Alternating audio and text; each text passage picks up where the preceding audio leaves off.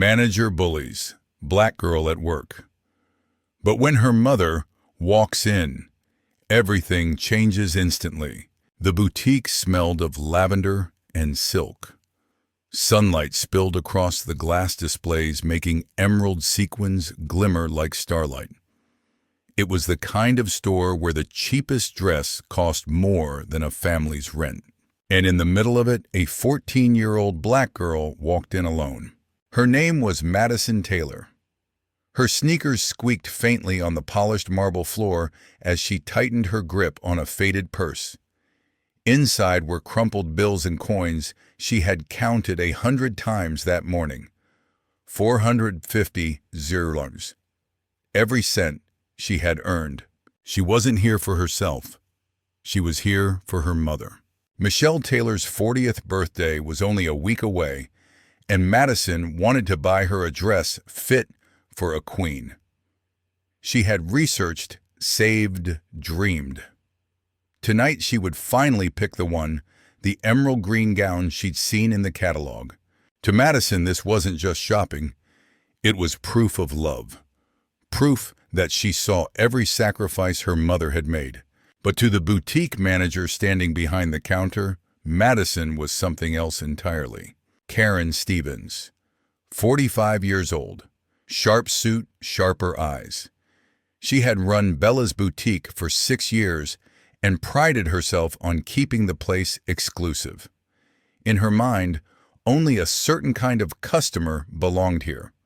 White, wealthy, perfect. When Madison stepped through the glass doors, Karen's smile evaporated.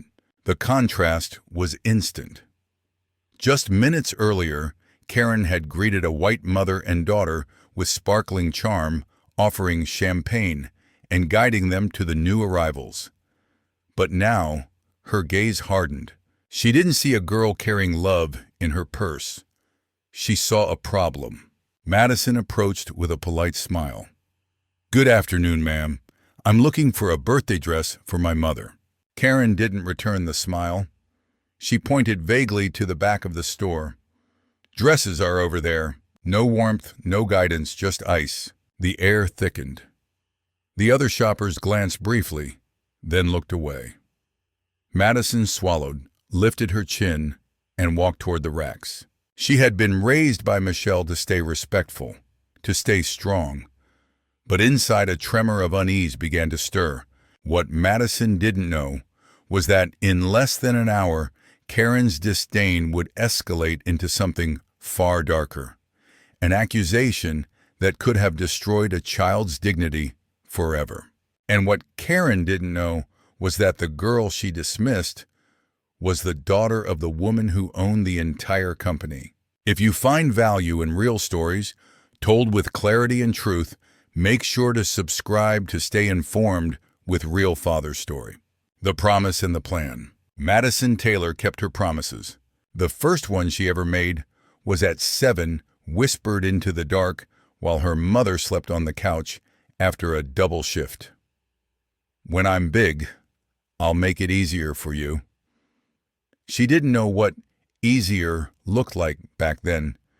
She only knew Michelle Taylor's hands were cracked from work and still gentle when they tucked blankets under chins. Now she was 14, and easier finally had a shape. Silk, emerald.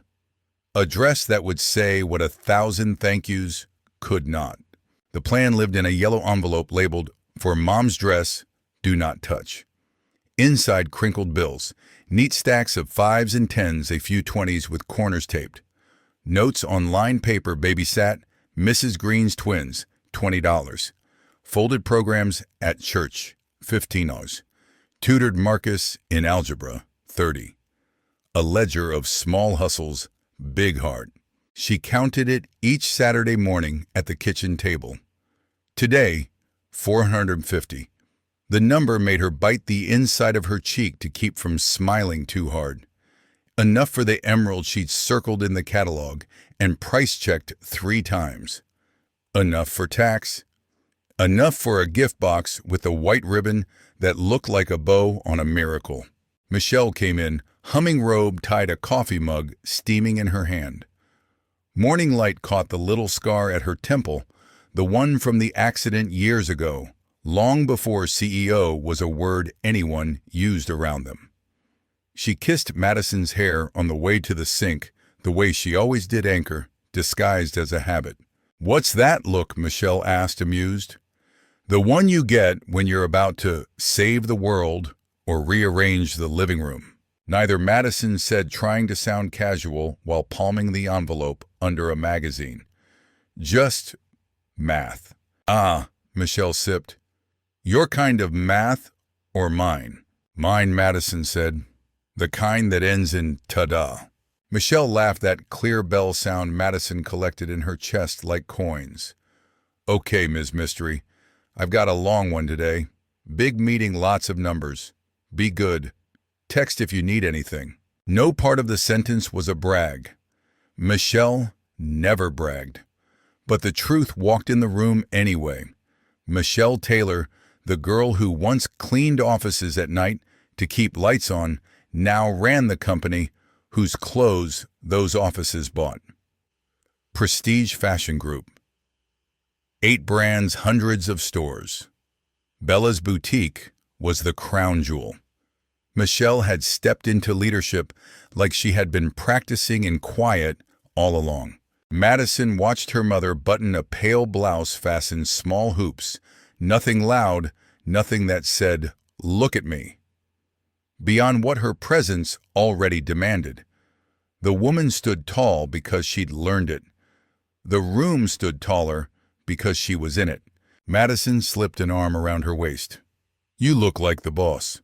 "I am the boss," Michelle said dryly, then kissed her hair again. "But to you, I am simply mom wearer of questionable slippers and destroyer of toast." "Your toast is fine," Madison said. "Your coffee could strip paint, but your toast is fine." They grinned at each other. That was the last easy moment anyone would have for a while. When the door closed and the apartment exhaled, Madison opened her phone to the folder labeled Dress Recon. Screenshots, bookmarks, notes. The emerald gown at Bella's Boutique. Bias-cut beaded neckline, the kind of quiet luxury that didn't need to shout. She had called twice to confirm they had a size that would skim Michelle's curves, not fight them. She had mapped bus times. She had chosen a plain tee and jeans for camouflage. If anyone asked, she was there for a school project. If no one asked, even better. She packed the envelope, a small bottle of water gum, and the picture she'd drawn at 9, a stick-figure mom in a big green dress, a crown, a lopsided heart. She considered writing a card, now decided against it. She wanted to pick the dress first, and then find words large enough to hold what her throat couldn't say without breaking. On the bus, the city was a slideshow, barbershops and nail salons. A billboard with a model doing more with a dress than cloth should allow a man selling roses at a red light. Madison tracked each landmark like she was on a mission, which she was. At 14, you weren't supposed to carry this much purpose, but no one had told her. She carried it anyway. Her phone buzzed. "Aunt Patrice. You coming by after school? I'll make peach tea." Madison. "Can't. Errand." Patrice. "Secret errand." Madison. "Top secret." Patrice. "Tell your mom. I said break a leg or gently bend a leg. I don't know what CEOs do." Madison smiled out the window. Her mother didn't break anything.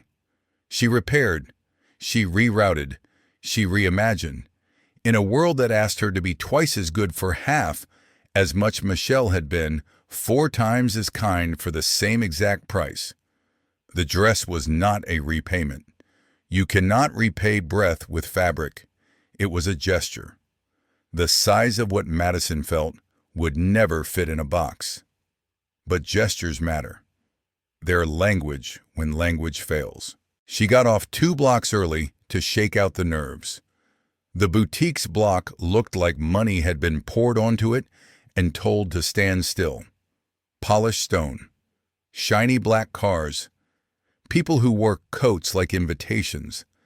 Madison kept her head up the way Michelle taught her, chin parallel to the ground, eyes soft but steady. Say with your body what they might not let you say with your mouth. The glass doors were taller than they needed to be. Madison saw her reflection, small brown braids in a ponytail, sneakers, clean but honest. She touched the eagle patch on her backpack, a thrift store find she pretended was a crest. Courage, she told herself, and went in. Lavender and linen and money that didn't have to announce itself. Light pooled on silk. Hangers whispered. Music sighed. In the corner, a mother and daughter in matching beige laughter. At the counter, a manager with a smile she used like a password. This was the threshold. Madison felt it in her ribs. Some thresholds are doors, some are lines. She stepped over this one, thinking only of a green dress and a woman who called her my heart when the world knocked too hard. The rest, how eyes would sharpen, how a voice would cool, how a child would be asked to carry suspicion. She hadn't earned, waited patiently in the air. But before any of that, there was the mission. Madison's thumb found the screenshot again. The emerald, a small universe on a small screen. I'll find you, she whispered, almost laughing at herself for talking to a dress. Then she straightened, practiced the line she had written in her head. It wasn't much. It was enough. Good afternoon. I'm looking for a birthday dress for my mother. She took one breath. 2. She walked toward the counter. Behind it, Karen Stevens clocked her a single up-down flick, masked as customer assessment waited with everything it shouldn't hold. Madison didn't flinch. She had rehearsed the way you stand when people are measuring the wrong things. Shoulders back, words clear, hands visible, smile gentle, not apologetic. Michelle had taught her that too. You don't apologize for entering a room you have a right to be in. Good afternoon, Madison said, voice steady. I'm looking for a birthday dress for my mother. Karen's smile didn't move. Dresses are over there, she said, pointing vaguely, already turning toward a tablet. The word there stretched like a fence. Madison nodded, the way you nod when someone tells you the sky is blue and expects a tip for the information. Thank you, she said, and turned toward the racks. At the first display, she reached for a navy sheath and checked the tag the way Michelle checked contracts, careful, respectful, unstressed by numbers other people used to intimidate. She slid the hanger back exactly where it belonged. She didn't need a fitting room yet. She needed to find the green galaxy she'd seen online.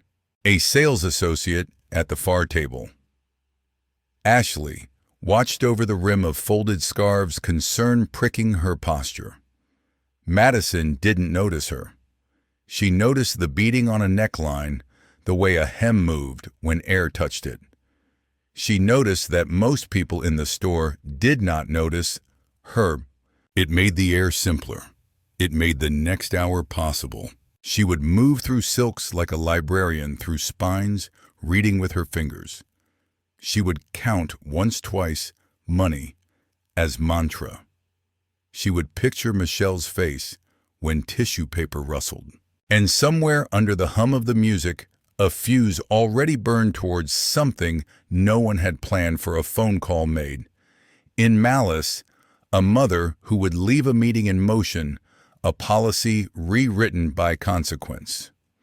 But that was ahead. For now, Madison's hand landed on emerald. The fabric caught the light and held it close. She smiled, small and private, the way people do when they find the thing that has been finding them back. Found you, she whispered. The mission was still love. The battlefield just hadn't introduced itself yet. The gatekeeper, Karen Stevens, had rules. Not the ones printed in employee manuals or whispered at quarterly meetings. Her rules lived in the narrow space between welcome and withhold. They had less to do with fabric and more to do with faces. She told herself it was about protecting the store's brand, the quiet exclusivity Bella's boutique promised its patrons. But in truth, her rules were about power. At 45, she had built a fortress of control inside this boutique. 6 years managing meant 6 years deciding who deserved warmth and who didn't. 6 years of playing queen of a kingdom made of glass doors and gowns. It gave her purpose. It gave her the illusion of importance. And it gave her a crown no one else could see. That morning, she had slipped it on as she did every day, a sharp black blazer, crimson lipstick hair pulled into a precise bun. She stationed herself at the counter like a sentry. 2 hours in, she had already greeted 3 customers, 2 warmly, 1 coldly, without needing to explain why. She thought she knew the difference the second someone crossed the threshold. When Madison entered, Karen's eyes narrowed instinctively. A teenager, alone, black, backpack on one shoulder, sneakers instead of heels. To Karen, the picture screamed, wrong place. This wasn't a mall store. This was Bella's boutique, where dresses cost more than most people's rent. The little voice in Karen's head, the one that cloaked bias in the language of standards, began its usual litany: too young, too casual, doesn't belong. Madison's good afternoon barely registered before Karen pointed her away. Dresses are over there. She didn't look up from the tablet she pretended to scroll. The dismissal was quick, but it wasn't invisible. Ashley Rodriguez, the sales associate refolding scarves at the far table, saw it. Ashley was 23, Latina, and 3 months into the job. She had already learned the choreography of silence notice, swallow, move on. But something about the girl's clear voice and the way she accepted the brush off with dignity made Ashley's chest tighten. Meanwhile, Karen returned to her fortress. She didn't see how Madison moved through the racks with reverence fingertips, brushing fabric as if reading Braille. She didn't see the neat way Madison slid hangers back in place. All Karen saw was a child she had decided not to trust. So she shadowed her. Not openly 10 feet away, the way hunters circle prey. When Madison paused at a display, Karen appeared at her elbow. "Be careful with that," she snapped when Madison lifted a blue dress to examine the tag. "These are expensive items, not toys." Startled, Madison nodded. "Yes, ma'am. I'm just looking at the price." Karen's eyes skimmed her sneakers again, disdain curling her lip. "Those dresses start at $300. You obviously can't afford it." The words landed with a dull thud. Madison felt her throat tighten, but her answer came quiet and steady. "Thank you for letting me know. I've been saving my money for this." Karen blinked, momentarily wrong-footed, but the mask returned. She turned away, muttering under her breath. Madison exhaled slowly. Her mother had taught her not to let other people's doubts become her own. Still, the sting clung to her ribs. She moved deeper into the store scanning racks with careful precision. She wasn't going to let one woman ruin her mission. Not today. Not when the envelope in her backpack whispered, "You're ready. You're ready." Ashley wanted to cross the floor to say, "Ignore her, sweetheart. You're doing fine." But Karen's gaze flicked like a hawk. The unspoken rule: assistants who undercut the manager don't last long. So Ashley refolded scarves that didn't need refolding her heart in her throat. Meanwhile, Karen rehearsed the script she always used with those customers.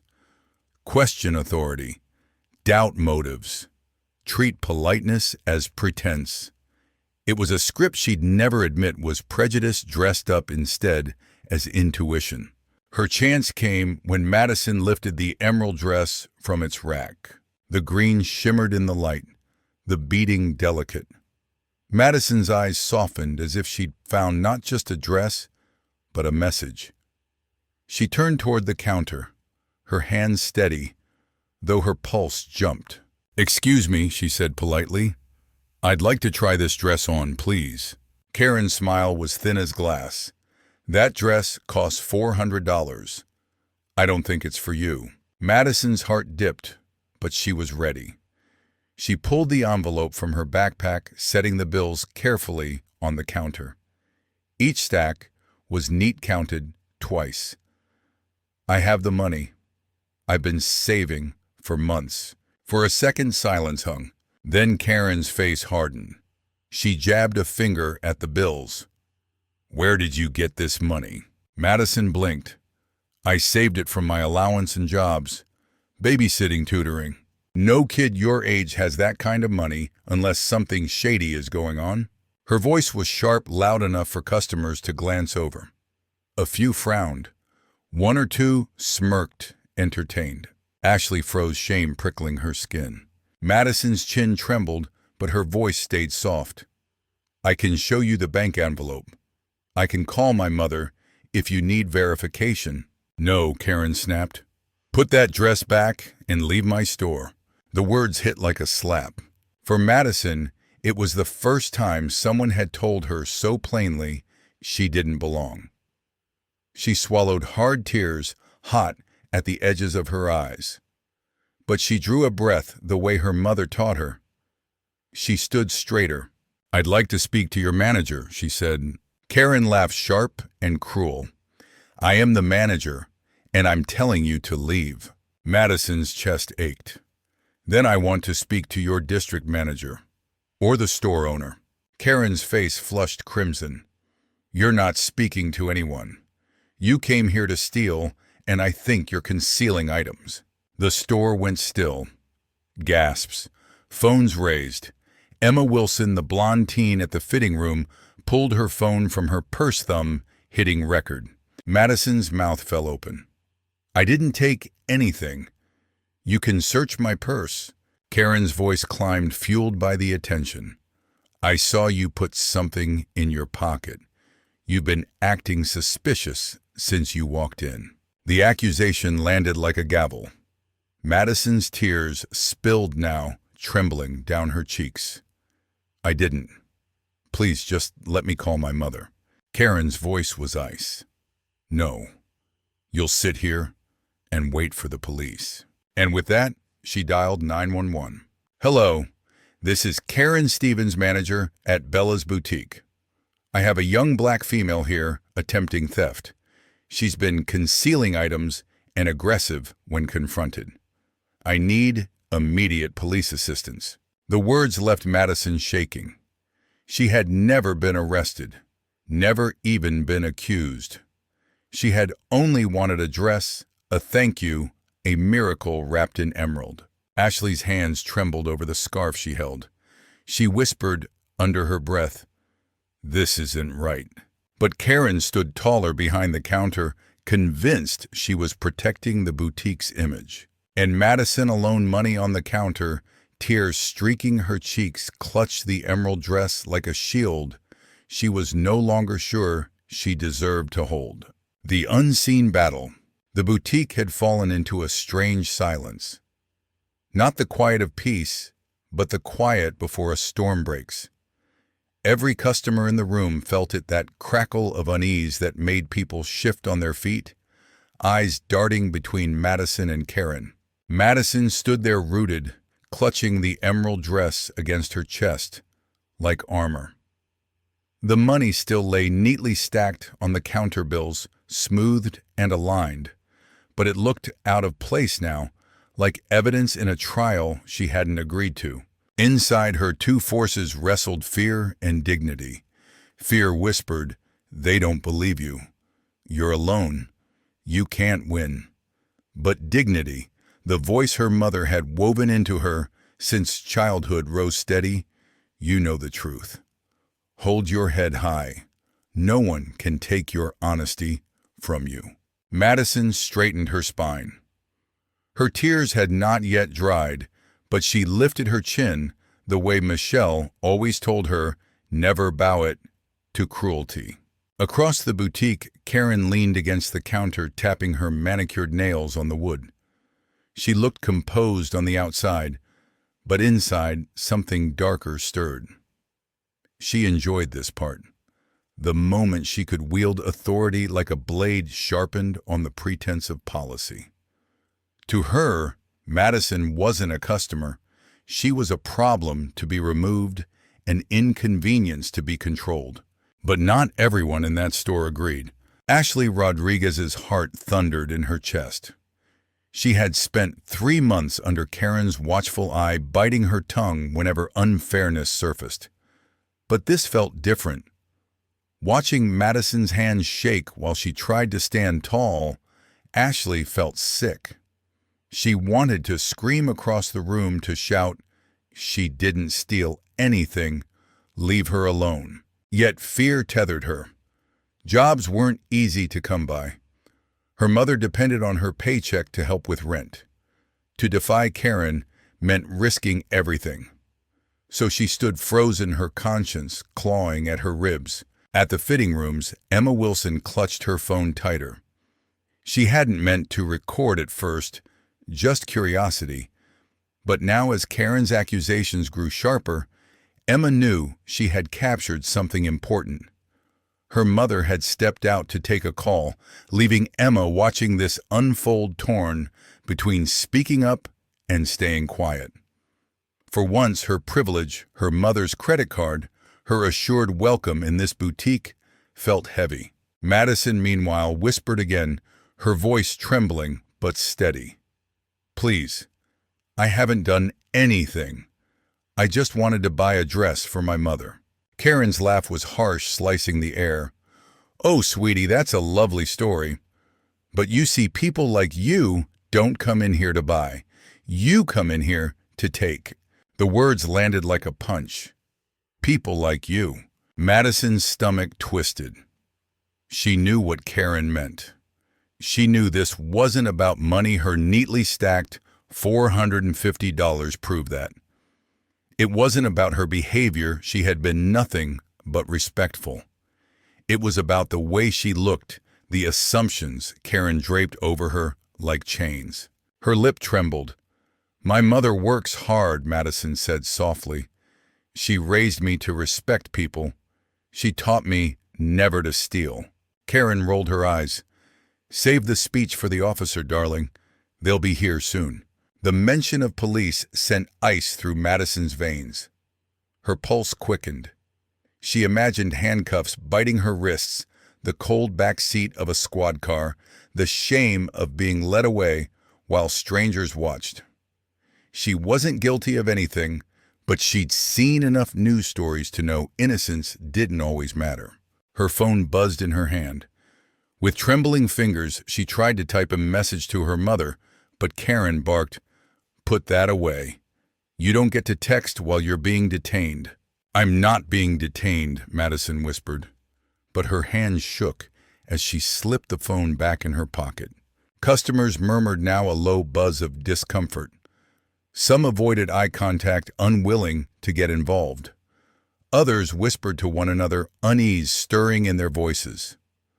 A few glanced at the money on the counter, at Madison's tear-streaked face, and shifted uncomfortably. Ashley's fist clenched around the scarf she held. "This isn't right. Do something. Say something." But still she hesitated. For Madison, the world narrowed. She felt alone, surrounded by eyes that judged or pitied none that stood beside her. She thought of her mother's sacrifices, the long nights at the office, the speeches about dignity, the constant reminders that the world might be cruel, but she could still be kind.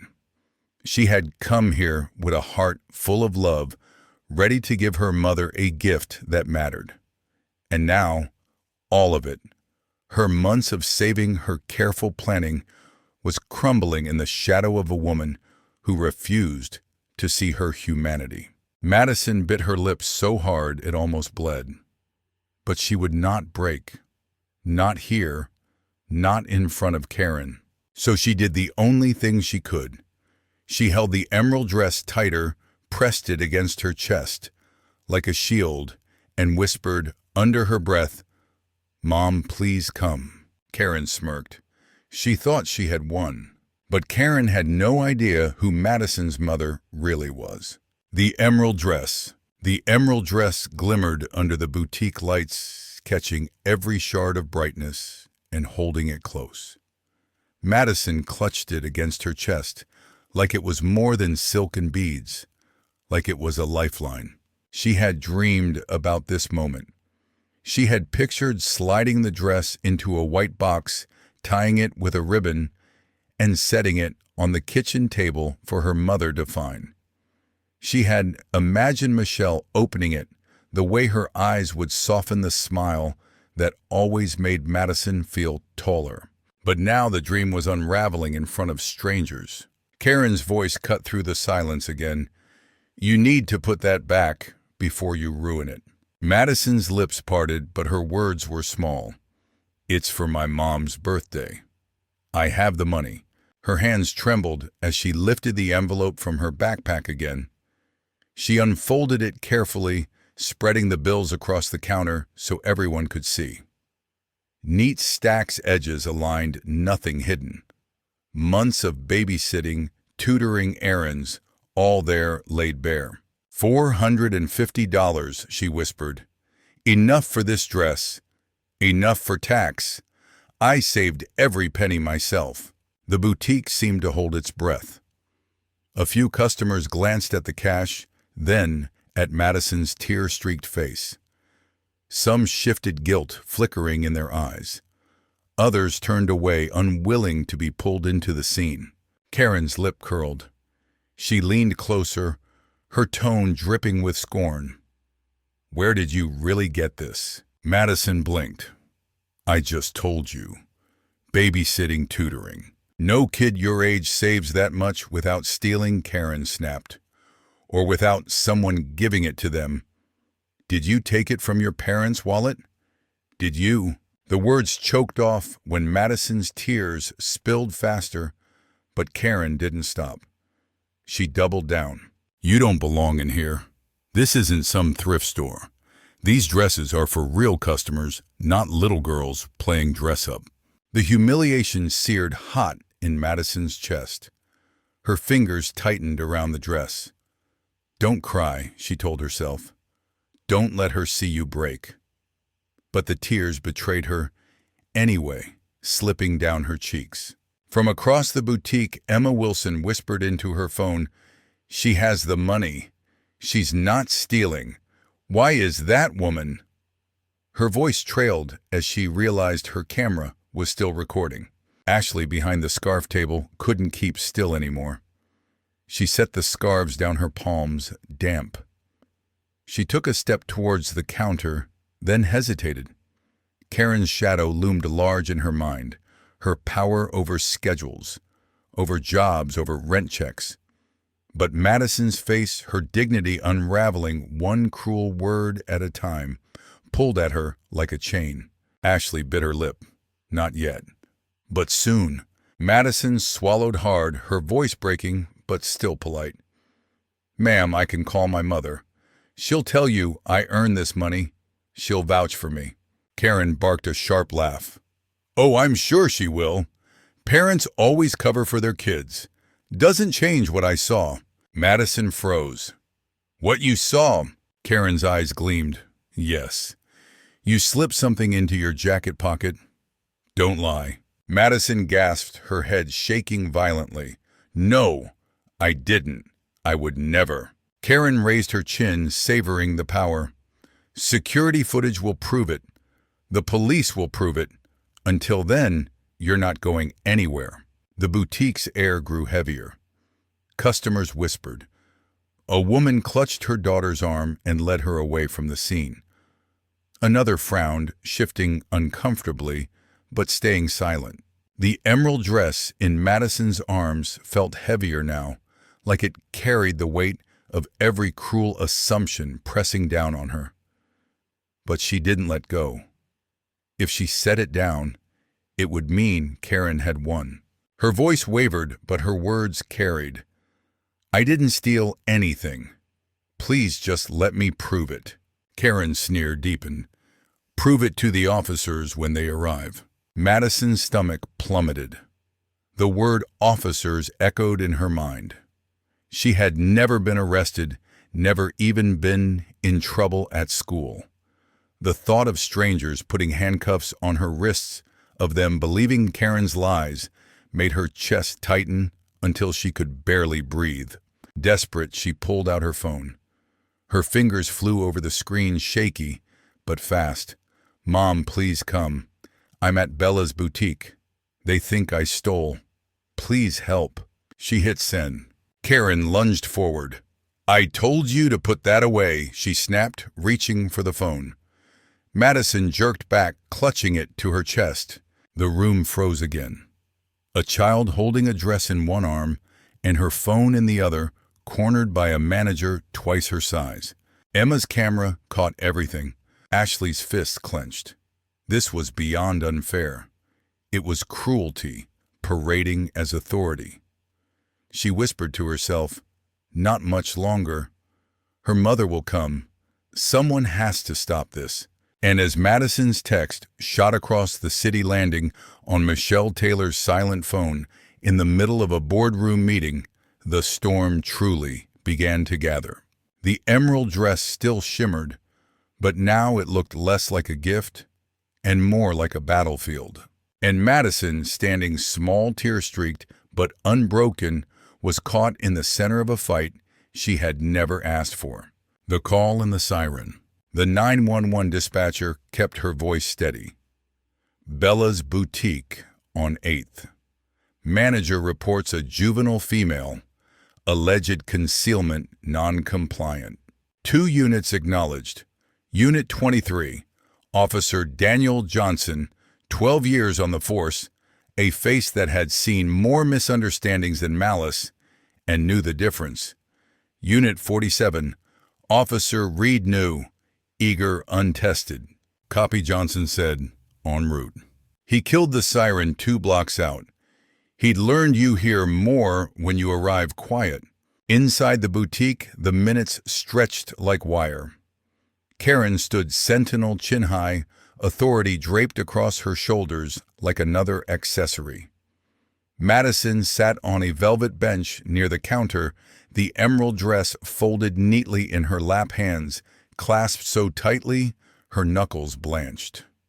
The money still lay stacked where she'd left it, order, in a room that had lost its fairness. "Don't move," Karen said, for the 3rd time pacing. "You're detained." "I didn't take anything," Madison whispered.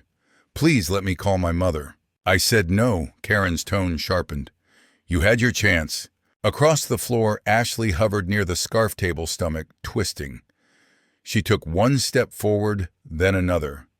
"Ms. Stevens," she said, carefully the money she laid it out. "And I haven't seen her take a—" Karen's glance sliced like glass. "Back to your station." Ashley froze, shame hot on her face, then swallowed. Not yet, but soon. At the fitting room entrance, Emma's phone kept recording, hands trembling now. She texted the video to her own email, then to her mother, then, without knowing why, to herself again. Backups for truth, just in case truth needed witnesses. Across town, a boardroom pulsed with numbers and possibility. Michelle Taylor leaned over a table scattered with projections. Her voice was calm, decisive. "We greenlight stores 8 through 12 contingent on the lease concessions. And marketing, no more winter whites in March. We speak to real women's calendars." A soft knock. Patricia, her assistant, stepped in, face pale, breaking protocol. "Ms. Taylor, I'm sorry, it's urgent." Michelle's eyes flicked to her silent phone on the table, company policy, during executive sessions. Patricia slid it to her screen, lit with a storm of missed calls and texts. The top message glowed. "Mommy, please help me. They're arresting me, and I didn't do anything. I'm at Bella's boutique. For a beat, the room's air thinned. Then Michelle was motion. We're adjourned, she said, voice steady enough to calm the table, though steel thrummed under it. Email follow-ups by EOD. She was already dialing as she strode out. David, her attorney, meet me at Bella's on 8th. Now. Chief Morrison, her friend since the days when they both had smaller titles and larger dreams. I need a unit to proceed with caution at my store. There's been a misreport. Juvenile.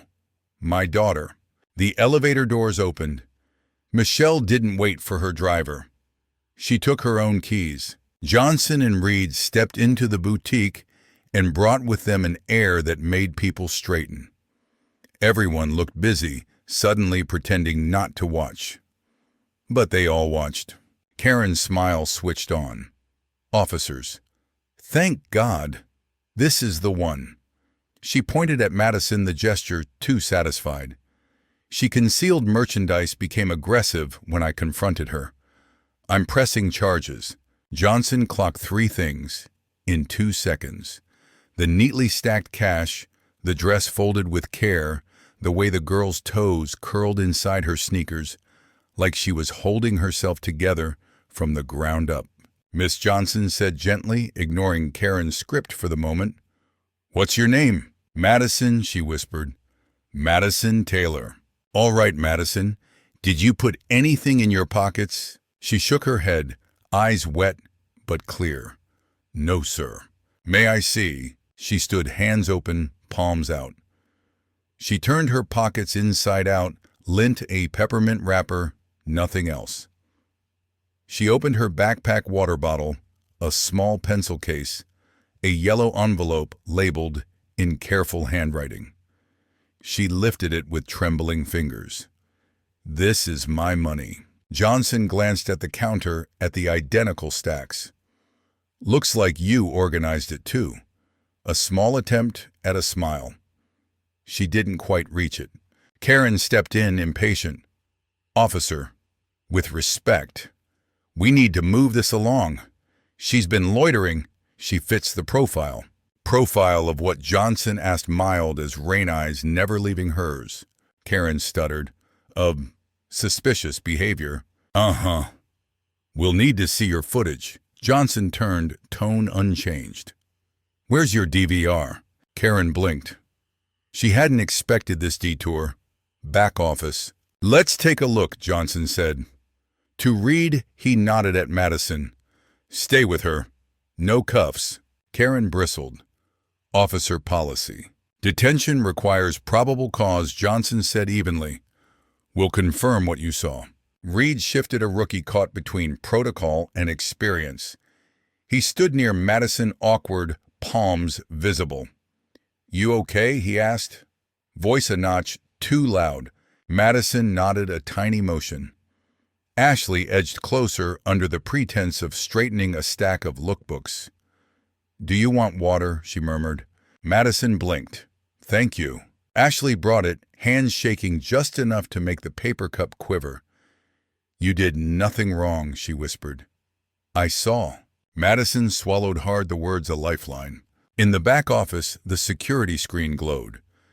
Karen scrubbed the timeline angrily, fingers jabbing. Johnson watched in silence. There was Madison entering, head-high shoulders, squared the way children do when they've rehearsed being brave. There she was moving through racks, careful, measured.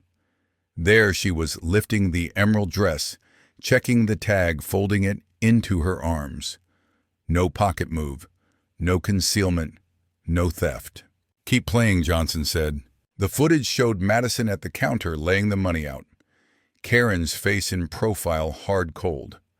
Madison's phone lighting her hand, a text sent with the urgency of a flare. Johnson glanced at Karen. Where's the concealment? Karen's mouth tightened. The angle. We can check other angles. He didn't bother to do it. He'd seen enough. Let's go back. In the boutique, Reed stood where he'd been placed. His eyes had softened. He had a little sister. She'd be about Madison's age now. He pictured her crying in a strange store, accused of something she didn't do. His jaw worked. Training doesn't tell you what to do with your heart. Johnson returned, voice calm. Madison, thank you for your patience. He turned to Karen. No probable cause, no detention, no charges. Karen's face flushed. Officer, I saw. You saw a child with money buying a dress. His tone didn't rise. It didn't need to. And you made assumptions. A murmur rippled through the boutique. Someone exhaled. Emma lowered her phone, relief bright and shaky. Ashley's shoulders dropped an inch. Karen doubled down. People like her always did. If you won't do something, I will. I'm banning her from the store. You won't, a new voice said from the doorway. Low, clear, carried without volume. Every head turned. The glass doors swung slow behind a woman in a charcoal suit, heels, silent gaze, steady.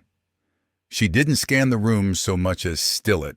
Michelle Taylor stepped inside as if she belonged to the space more than the walls did. Her eyes found her daughter first, tiny wet-cheeked green fabric clenched in both hands. The distance between them shortened in 3 strides. Madison fell into her dress, in all the kind of hug that makes noise without sound. Johnson recognized the look that crossed Michelle's face. He'd seen it on mothers at accident scenes, on fathers in emergency rooms. It was a kind of love that arrives as command. Michelle lifted her head and met Karen's eyes. Say again who you're banning. Karen swallowed words, tangling. This girl, she is my daughter, Michelle said. And this is my store. Silence did not descend. It obeyed.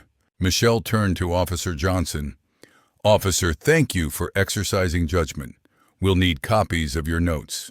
He nodded. Of course, Miss Taylor, she said. Michelle Taylor, CEO, Prestige Fashion Group. The title was less announcement than context, the way a sunrise explains the light. Karen's face emptied of color. Michelle smoothed Madison's hair, then straightened to her full stillness. Shall we check the footage together? She asked Karen politely. Or would you prefer to apologize first? The boutique held its breath for the answer. The reckoning. Karen Stevens had weathered difficult customers before. She had faced angry returns entitled Complaints, the sharp tongues of women who believed money bought the right to be cruel. She had always managed to come out on top by wielding her position like a weapon. But standing in front of Michelle Taylor was different. The authority radiating from this woman was not the brittle power of a manager clinging to control. It was quiet, unshakable, the kind that came from building something with your own hands and daring anyone to tear it down.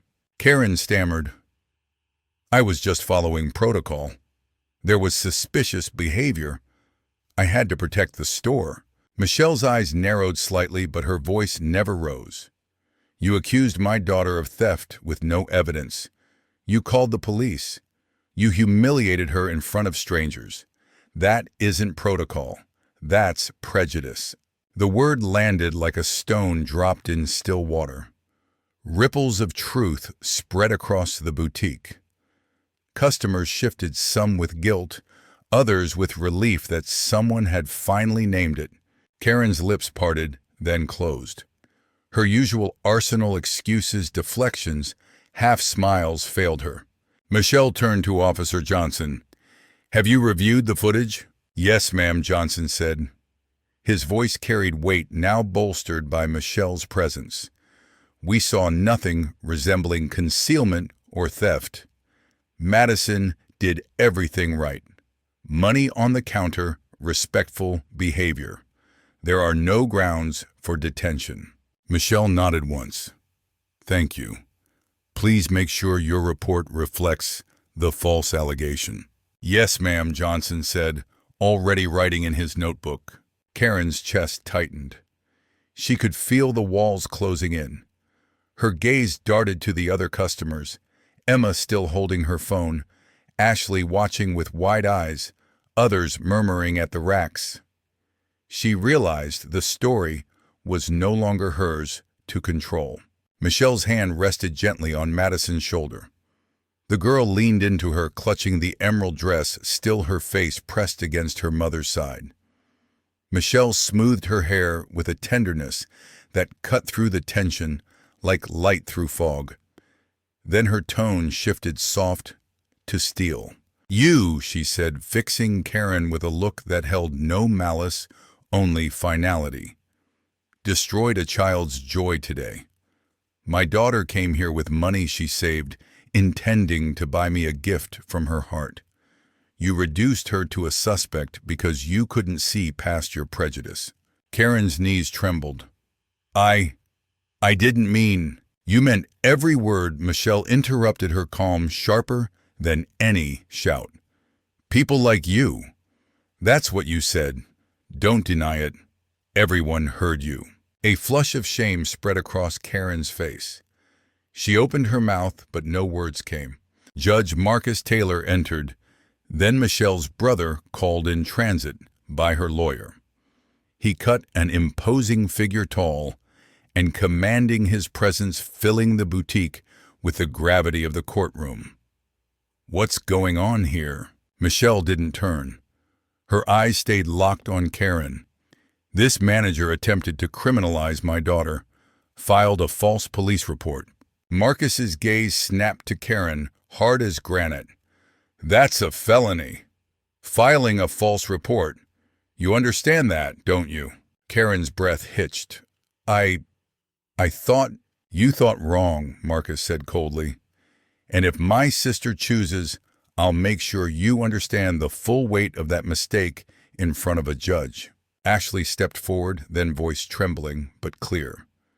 "I saw it. Madison never stole anything. I also have footage on my phone."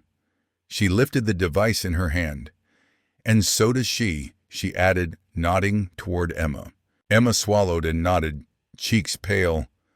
I sent it to my mom and to myself, in case." Karen's world tilted. Evidence on every side. Witnesses, a judge, a CEO. Michelle's gaze softened only when she looked at Madison. She crouched so her eyes met her daughter's. "Sweetheart, I'm so sorry. None of this should have happened. You did nothing wrong. Nothing. Do you understand me?" Madison's voice cracked. "I just wanted to buy you a dress." Michelle's throat tightened. She pulled Madison into her arms, emerald fabric crushed between them. "And you will. You hear me? You will." Then Michelle stood again, taller than the chandelier overhead, and faced Karen one final time. "You are finished here. Effective immediately. Security will escort you out. You are banned from every property under Prestige Fashion Group." Karen's jaw dropped. You can't." "I can," Michelle said, her voice quiet but absolute. "And I have." Her phone was already in her hand, one call to HR sealing Karen's fate. Within minutes, the woman who had strutted the boutique like a queen was a commoner stripped of her crown. Officer Johnson closed his notebook, giving Karen one last look of disappointment. "You wasted our time, embarrassed yourself, and traumatized a child. You're lucky if this doesn't end in charges." Karen's eyes darted around, desperate for an ally. She found none. Customers looked away. Ashley's chin was high. Emma's phone was still recording. Michelle's tone softened just slightly, though no forgiveness touched it yet. "My daughter's dignity is worth more than any fabric in this store. Remember that the next time you decide who belongs and who doesn't." Karen left under the eyes of silence, her steps no longer commanding. In the stillness that followed, Michelle looked at Madison and then at Ashley. "Thank you," she told the young associate. "Courage is never easy. Today, you chose right." Ashley's throat bobbed as she nodded, relief loosening her shoulders. Madison finally looked up, tears drying into resolve. "Mom," she whispered, clutching the emerald dress tighter. "Can I still get this one?" Michelle's eyes glistened. She stroked her daughter's cheek. "Sweetheart, you can have the whole rack if you want." A ripple of laughter moved through the boutique, soft and cleansing, breaking the tension like rain after a storm. But the reckoning was not over. For Michelle Taylor, this was more than a confrontation. It was a call to action. And the woman who had built an empire out of resilience knew exactly what needed to come next. The aftermath. The boutique smelled different after Karen left. It wasn't lavender and linen anymore. It was relief raw and heavy. Customers murmured softly, some ashamed they had stayed silent, others whispering to one another about what they had just witnessed. Michelle stayed still for a moment, her hand resting on Madison's shoulder. Her daughter's trembling had slowed, but her eyes still darted around the boutique as if expecting another accusation to leap out of the air. Michelle's voice was quiet, meant only for Madison. "It's over now. You're safe." Madison pressed her face against her mother's side, clutching the emerald dress, as if it was the only proof she hadn't been swallowed by the storm. The formalities. Officer Johnson lingered respectful. "Ms. Taylor, I'll finalize my report. It will include the false allegation and Madison's cooperation." His eyes softened when he looked at the girl. "You showed more courage than most adults I know." Madison gave a tiny nod, but her lips didn't form words. Reed shuffled awkwardly, guilt flashing across his young face. He had come ready to cuff a child. Now he looked like he'd aged 10 years in 30 minutes. I'm sorry," he said quietly to Michelle. "We should have slowed down sooner." Michelle gave him a single nod. "Then learn from it." The officers left their departure, easing the crowd. Ashley stepped forward. Ashley finally crossed the distance between them, her voice low but steady. Ms. Taylor, I just wanted to say I'm sorry. I should have spoken up sooner. I saw everything. Madison didn't do anything wrong." Michelle turned to her, eyes softening. "You did speak when it mattered. Thank you." Ashley's throat bobbed. "If you need my statement, I'll give it." Michelle nodded. "We will." And then Madison did something unexpected. She reached out and hugged Ashley. A brief, trembling gesture, but powerful. "Thank you," she whispered. Ashley blinked back tears. Emma's confession. Emma stepped forward too, her phone still in her hand. I recorded it. All of it. I wasn't sure what to do, but I thought maybe if I had it, someone would believe her." Michelle studied the girl for a moment. Emma was pale, nervous, her expensive blouse slightly rumpled, but her eyes held sincerity. "Keep that recording safe," Michelle said. "The world needs more witnesses who are brave." Emma nodded. The mother's decision. Michelle looked around the boutique, at the racks of dresses gleaming under lights, at the silent customers who lingered by the door. And then she looked at Madison, still clutching the emerald gown. This was no longer just about one store. Michelle straightened, pulling out her phone. "David," she said, when her lawyer answered. "Draft the paperwork. Effective immediately, Karen Stevens is terminated. Circulate a memo 0. Tolerance for bias. Any employee who discriminates against customers or staff will be dismissed. I also want company-wide anti-bias training implemented within 60 days. David began to respond, but Michelle continued, her tone firmer now. "And one more thing.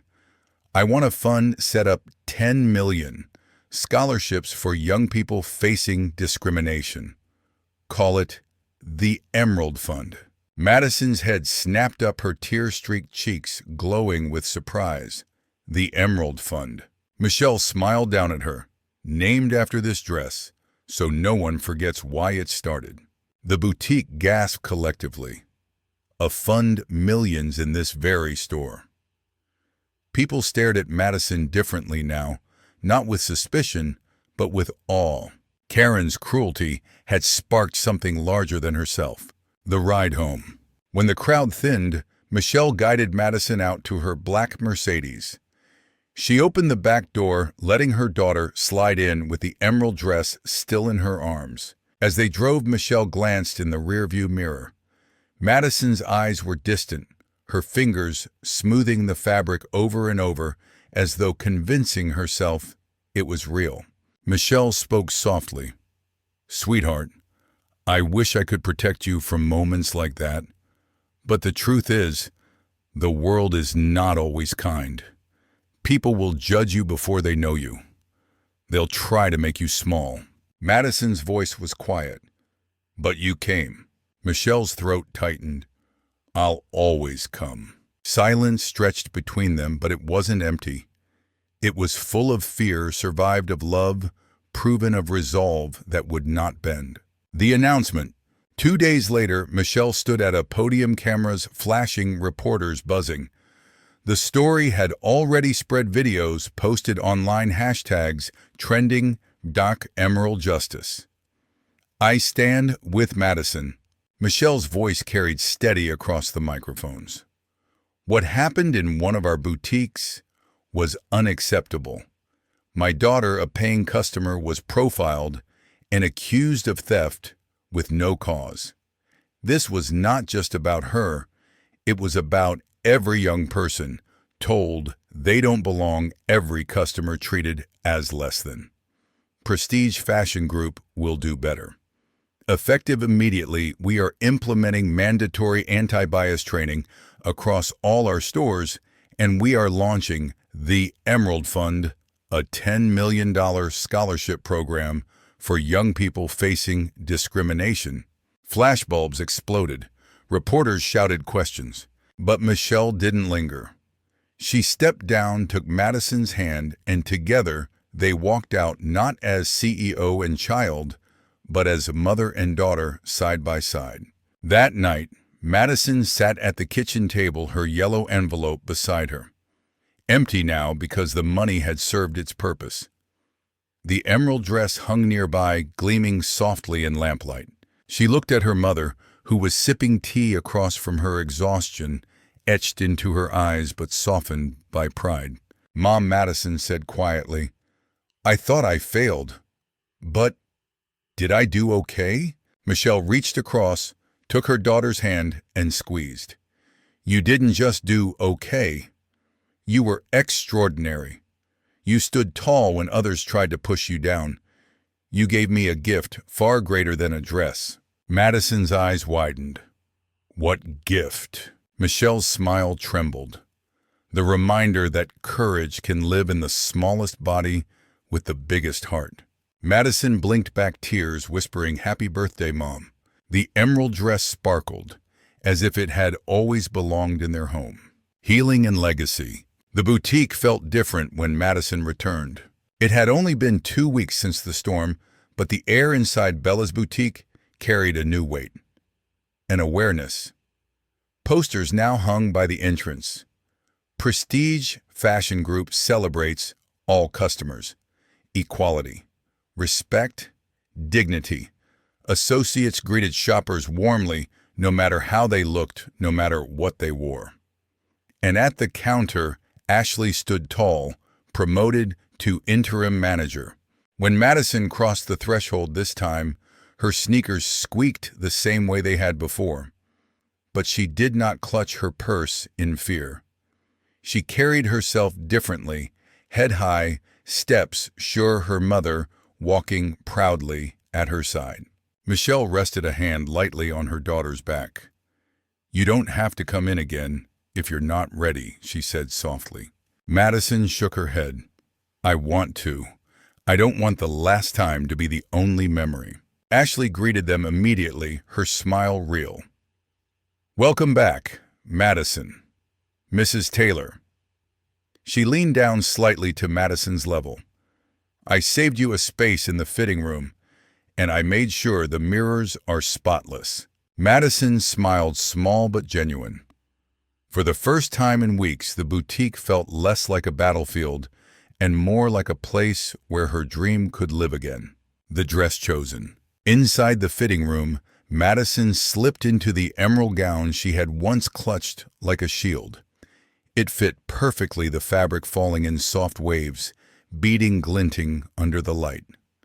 She stared at herself in the mirror, breath-catching.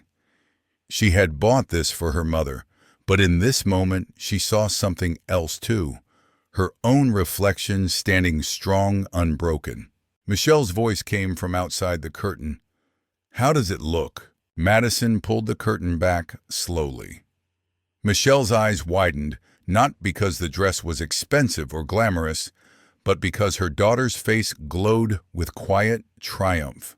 "It looks," Michelle whispered, "like victory." Madison beamed, then folded the gown carefully, as if sealing away the memory of pain with something beautiful. This time the transaction was simple. No accusations, no whispers. Just Ashley ringing up the dress with a soft, "On behalf of Bella's boutique, thank you for shopping with us." Madison handed over her empty yellow envelope, symbolic now, a child's offering, transformed into legacy. The celebration. Michelle's 40th birthday arrived on a warm Saturday evening. The Taylor home filled with friends, colleagues, and family. Judge Marcus lifted a glass offering a toast. Dr. Angela brought laughter, recalling Michelle's college days. The room brimmed with love and light. But the moment everyone waited for came when Michelle stepped into the dining room wearing the emerald dress. Gasps rippled through the guests. The dress fit her like it had been sewn for her, alone, elegant, commanding, regal. Yet what silenced the room was not the gown itself, but the story it carried.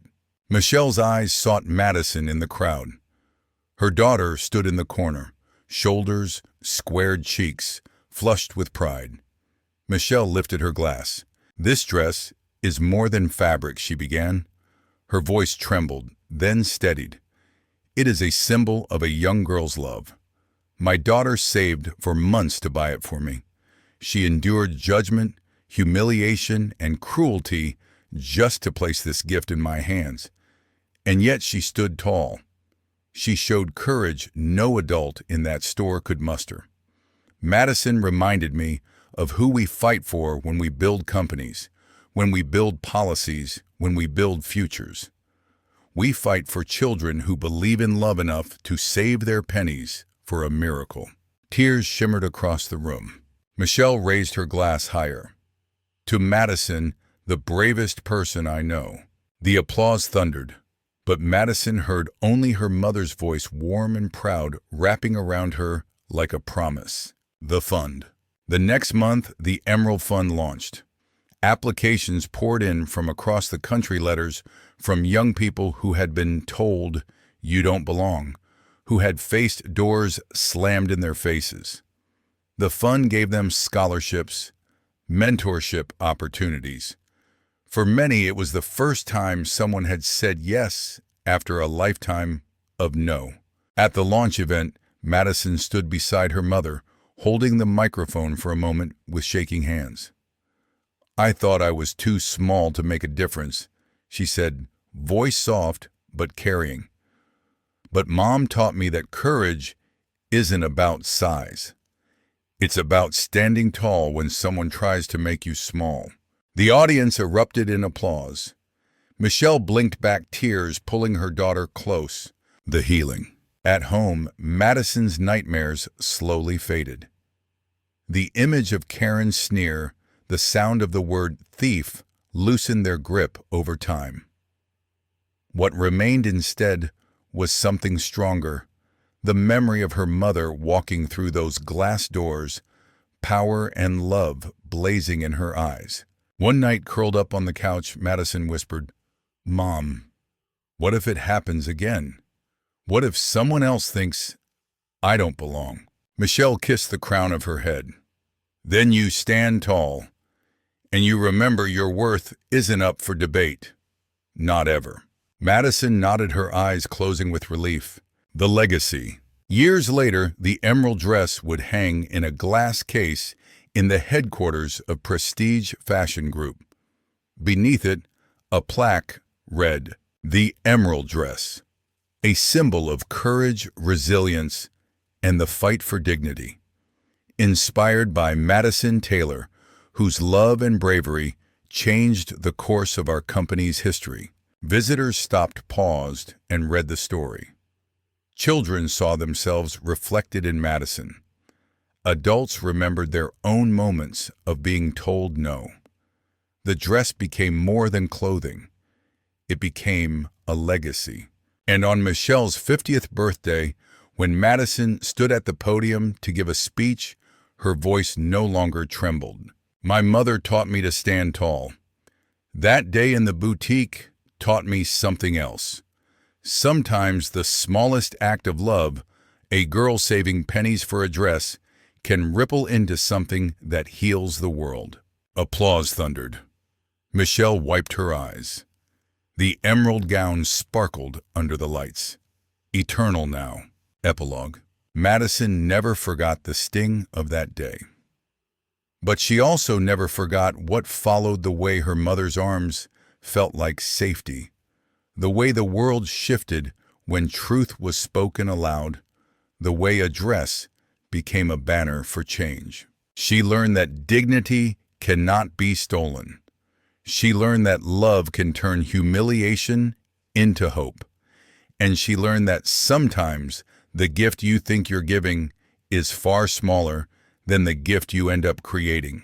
For in the end, the emerald dress was never just for Michelle.